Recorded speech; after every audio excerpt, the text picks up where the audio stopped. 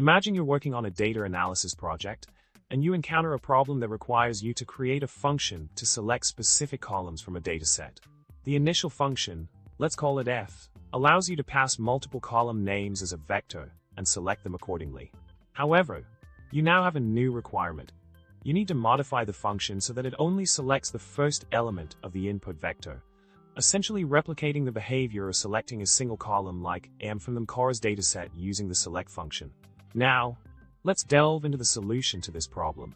By leveraging the tidyverse package, specifically the eval_select function from tidyselect, we can achieve the desired outcome. The key is to utilize eval_select to extract the indices of the selected columns and then subset the first element.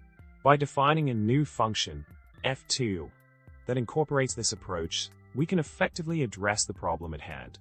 After applying f2 to the dataset, we obtain the desired result of selecting the M column.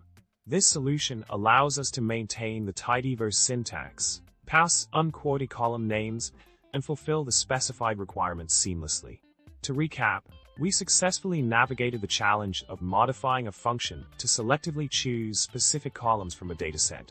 By utilizing tidyselect and dplyr functionalities, we crafted a tailored solution that meets the criteria provided.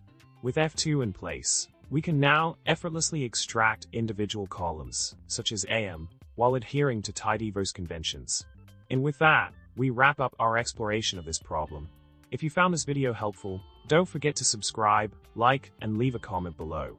Remember, data analysis can be complex, but with the right tools and techniques, we can tackle any challenge that comes our way.